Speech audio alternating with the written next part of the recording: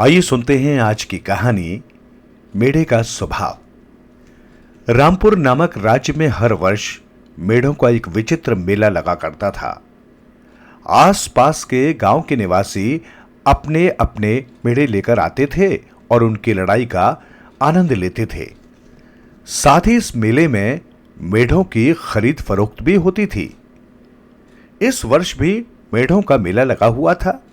नगर के खेल मैदान में हजारों की भीड़ लगी थी। किसान अपने अपने मेढ़े लेकर आए थे।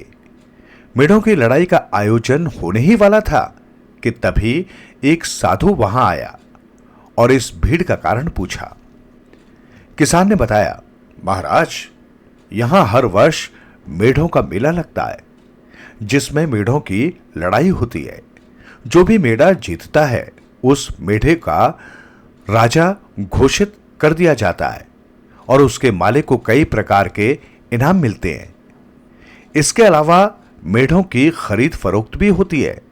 अच्छा, साधु ने हैरानी से कहा और भीड़ को चीरकर आगे आ गया। उधर लड़ाई शुरू हो चुकी थी। सभी लोग लड़ाई का आनंद ले रहे थे। अचानक लड़ते लड़ते एक मेढ़ा रुककर साधु की ओर देखने लगा। दूसरा मेढ़ा भी अपनी जगह पर रुक गया। सभी लोग उस मेढ़े को देखने लगे। मेढ़ा साधु के सामने आकर रुक गया। उसका सिर झुका हुआ था, सींग ऊपर की ओर उठे हुए थे। साधु बोला, वाह वाह, कितना समझदार जीव है जो साधु संतों का भी आदर करना जानता है। महाराज, ये आदर वादर नहीं कर रहा है, पीछे हट जाइए, ये मार देगा, एक व्यक्ति बोला। नहीं नहीं, ये बेजुबान जीव भला किसी को क्या मारेगा, ये तो आशीर्वाद प्राप्त करना चाहता है। इंसान ही है जो बेजुबान जीवों पर अत्याचार करता है। महाराज, आप भूल रहे हैं कि ये मेढ़ा है और इसका स्वभाव मारना है। इसका स्वभाव तो भगवान भी नहीं बदल सकते। हर प्राणी अपने स्वभाव से ही पहचाना जाता है। नहीं नहीं, तुम मूर्ख हो। पास ही खड़े एक व्यक्ति ने कहा, महाराज, ये लड़ाकू मेढ़े हैं, इनका तो स्वभाव ही मारना है। लेकिन साधु पर किसी बात का कोई असर नहीं हुआ। वो आगे बढ़ा। उधर मेढ़ा भी 2 कदम आगे बढ़ा। मेढ़े के मालिक ने उसे रोकना चाहा, लेकिन तब तक देर हो चुकी थी।